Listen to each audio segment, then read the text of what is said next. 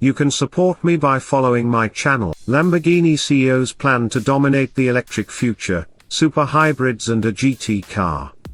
Boss Stefan Winkelmann lays out his plan of attack for what he considers a completely new beginning for the supercar brand.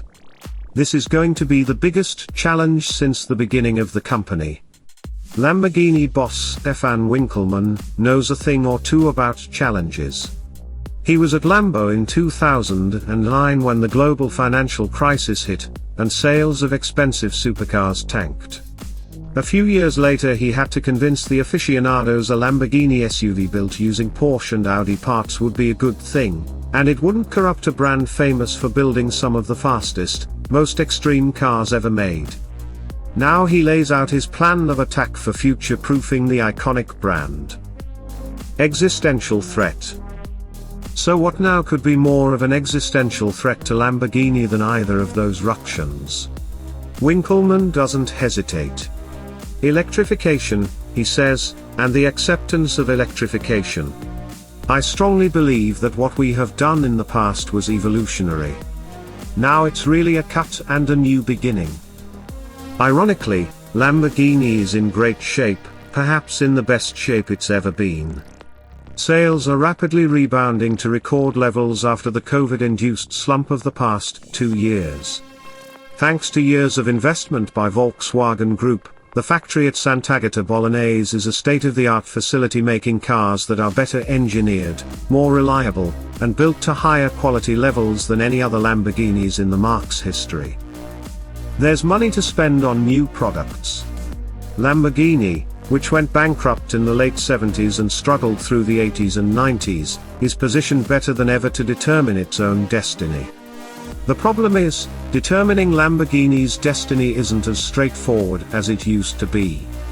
Can a Lamborghini really be a Lamborghini without the spine-tingling, gut-punching mood music of a screaming V12, a roaring V10, or a thundering twin-turbo V8? Hybrid Lambos. Is a Lamborghini powered by batteries and electric motors even a thing? That's perhaps why Lamborghini is not rushing to embrace the idea of an electric supercar.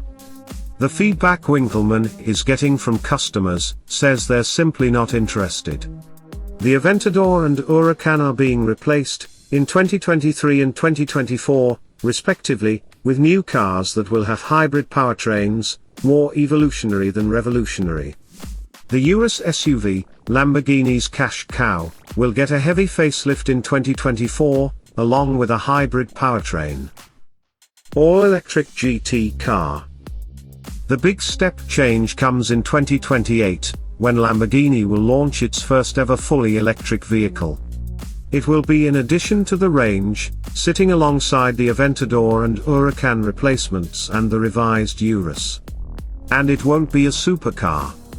It will be a 2+2 GT car, like the 350 GT Ferruccio Lamborghini started with in 1963, Winkelmann says. Less performance only, more daily drivable. Winkelmann says many existing Lamborghini customers will readily accept the idea of an electric Lamborghini GT. Most of them already have an electric car, he says. He believes a fast, comfortable, dramatically styled, electric-powered daily driver is the logical starting point for Lamborghini's transition to full electrification in the mid-2030s, when the Aventador and Huracan replacements are themselves replaced by electric models. Keeping the spirit. Electric Lamborghinis will still be very fast in a straight line, but as even quotidian EVs can easily deliver ferocious acceleration, Winkelmann says engineers will focus on chasing the ultimate lateral acceleration numbers. They'll aim to make electric Lamborghinis go through corners faster than any other electric car.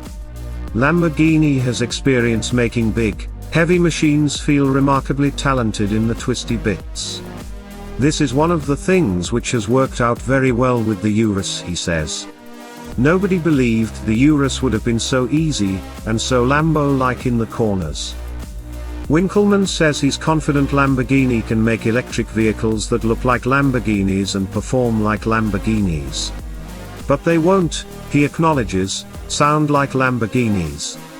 At least not like the Lamborghinis we've all come to know and love. Will it matter? He isn't sure. That is going to be digested by the new generations coming up, he says, noting the Lambo buyers of tomorrow are today barely in their 20s. Unlike traditional Lamborghini customers, they're going to grow up with high-performance electric vehicles. For them, a Lamborghini supercar without a bombastic internal combustion engine probably won't seem at all shocking.